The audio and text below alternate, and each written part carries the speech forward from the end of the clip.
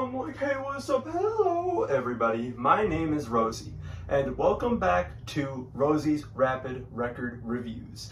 Yeah, let's get right into this one.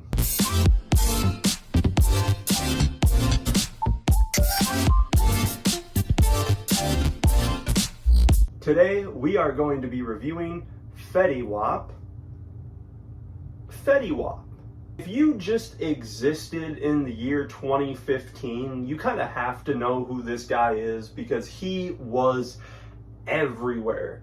Trap Queen, 679, the other two songs that you all know but you haven't heard the titles of, My Way and Again. Fetty Wap was just running the rap game in 2015. And then it all just kind of disappeared. And I am not exactly going to go into that. I feel like there's a lot of reasons as to why. I don't think he alone is the only problem because, as we'll see as we get into this review, this isn't another Benson Boone case. I really like this album. There's some songs that are like whatever, but this is a pop rap album. You come to a pop rap album for the hits, and the hits are hitting, bro. God damn. We'll get there. But first, as you know, we like to draw the cover art here in a poor manner, and we just take about as much time as we can on that. And, you know, it works out pretty well because I'm not the greatest at drawing. But this time, we have this. If you're noticing a couple of lines in the back, it's because I started drawing this face too intensely and it looked stupid, so I just redrew it however the fuck. That aside, I think it's pretty cool. And if you look over here, you will see the actual art where Fetty is. He's there, looks cool as shit. Bro's just absolutely aura farming.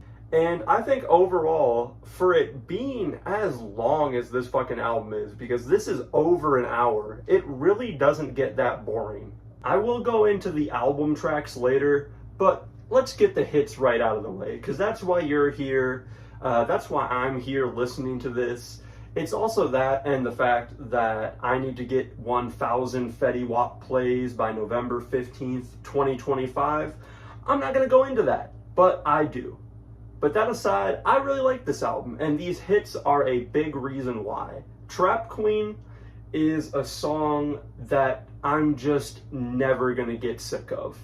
Like, this is one of the greatest hooks out there for a rap song. Don't fight me on it, 'cause I get out with my baby. I like the dude hyping him up at the back end of the song, talking about, my boy sounds like a zillion bucks. Sounding like a zillion bucks on a track. This is where you get introduced to those goated ad-libs, and it's as good as you remember it, honestly. I think this is maybe, it's got to be up there for one of the best rap hits of the 2010s, for sure. And that goes for these other songs as well. 679, if you're listening to the right version, Remy Boys suck ass. I'm sorry, I just gotta say. But if you're listening to the version with Monty, it's a lot of fun. Monty getting really hyped like he's A1. I love that bar. And then he hits that, y'all want sauce like A1. And I think I could just imagine him sitting in the studio just like, yeah, bro, I cooked with that shit. And just like Trap Queen, I'd say especially more so with this song because I don't think the beat is as good as Trap Queen's beat is, Fetty just steals the show. I mean, every line, baby girl, you're so damn fine though. I'm trying to know if I can hit it from behind though. Like the delivery, perfect, just entertaining as hell to listen to, and I think he could get anybody invested in what he's saying just because of how fun it is to listen to this guy. But the hits aside, there's a lot of album to go through. On the bad side, we have the features, which Monty, I really like him on 679. He's also great on Rewind. But outside of that, this dude really just does not match Fetty's caliber of rapping. No Days Off, which is a little bit later on into the track list, but it really just shows off Fetty's singing capability. He's so good on this.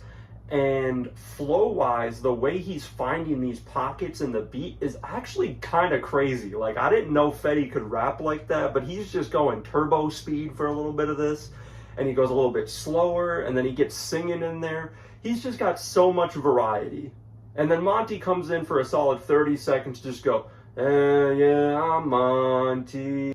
Juke is absolutely fire. I love Fetty's performance on here. I love the 808 clap, and especially the hi-hats that just go off throughout this entire beat. It's classic trap music shit, and I just love all of it, honestly. This song really grew on me. I don't know why I didn't like it the first time. Damn is another bop in the track list with Fetty Wap just going off singing on here, and we get a little nice synth work in the background. It makes for, you know, a pretty good hype moment in the track list. And even when the beats aren't matching him on songs like Boomin', he just makes it with his delivery. He's so expressive with his vocals that he just kind of turns into the instrumental, and you let that shit fall to the side.